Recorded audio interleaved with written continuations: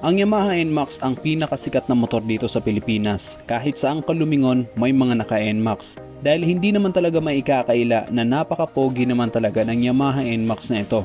From version 1 to version 2, mas pumogi pa lalo ang motor na ito. At ngayong 2024, may bagong Yamaha NMAX na naman ang inilunsad sa bansang Indonesia. At ito nga ang Yamaha NMAX 155 Turbo. Siguradong magugulat ka sa mga bagong features ng motor na ito. Baka ito na din ang maging motor mo kapag dinala na ito dito sa Pilipinas.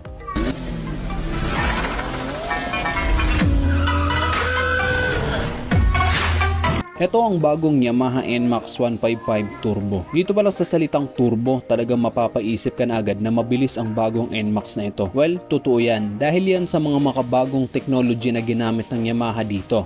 Na Blue Core Technology 155cc with VVA at ang bagong Yamaha Electric CVT o YA CVT. Mas upgraded na ang CVT nito na kayang mag-provide ng turbo sensation kaya pagdating sa pag-overtake hindi ka mabibitin. Meron itong 2 riding mode, ang T mode at ang S mode. Ang T mode ay para sa town commuting o yung chill drive lang. Yung S mode naman ay ang sport touring mode para naman yan sa mga long ride o kung gusto mong magpabilis. At meron din itong Y-shift function. Ito naman ay para ma-boost ang acceleration. Ito na mismo yung tinatawag na turbo. At meron itong 3 level, ang low, medium at ang high. Depende na rin sa paggamit mo. Bago na din ang design ng kanyang instrument panel. Mas malaki na ito, mas modern ang kanyang disenyo at mas kita mo ang kanyang mga indicator. At pwede mo pa rin i-connect ang cellphone mo dito dahil sa Yamaha Motorcycle Connect. Ang maximum power nito ay 15.15 horsepower at 8,000 RPM with a maximum torque of 14.2 Nm at 6,500 RPM.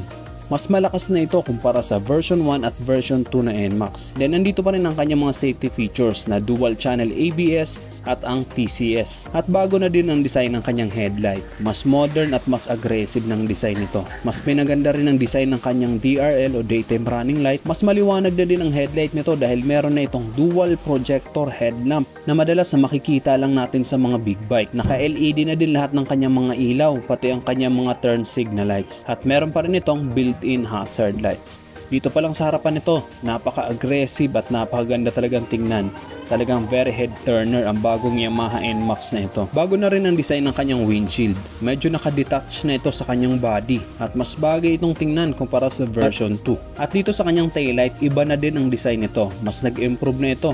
Mas maliwanag at mas modern tingnan. Talagang pang maxi scooter ang pormahan nito. Medyo nakakawig nga ito sa Yamaha X-Max kung pagmamasdan. Pagdating naman sa mga gulong nito, ganun pa rin naman. 110/70/13 ang sukat nito. Sa likod naman ay 130/70/13 at naka-tubeless ito. Sa suspension, naka-telescopic fork sa harapan at naka-unit swing sa likuran. At meron itong shock absorber. At sa kanyang braking system naman, naka-disc brake sa harapan at naka-disc brake din sa likuran at naka-dual channel ABS na ito or dual channel anti-lock braking system. Mas maganda na din ang bagong design ng upuan nito. Kaya kahit na hindi mo napalitan ng stock na upuan nito, okay na talaga. Pagdating naman sa seat height nito, 770mm, mas tumaas ito ng 5mm kumpara dun sa version 2. At meron pa rin itong malaking underseat storage na kasyang isang full face helmet. At ang timbang naman nito ay 133 kilos. Mas bumigat na ito ng 2 kilos kumpara doon sa version 2. Pagdating naman sa fuel capacity nito, ganun pa rin naman, 7.1 liters pa rin. Sa fuel consumption, expect na natin na mas malakas ito sa gasolina dahil sa mga bagong features nito. Pero ganun pa man, siguradong madami na sa inyong excited na dalhin ito dito sa Pilipinas dahil napakaganda naman talaga ng bagong forma. Ang tanong, dadalhin nga ba? Well, ang sagot ay oo. 100% sure na sure ako na dadalhin ito sa Pilipinas dahil nga ito na ang version 3. Sadyang nauuna lang talaga palagi ang Indonesia dahil nandun ang planta ng Yamaha. At isa din ang bansang ito na ang pangunahing pangtransportasyon ay ang motor.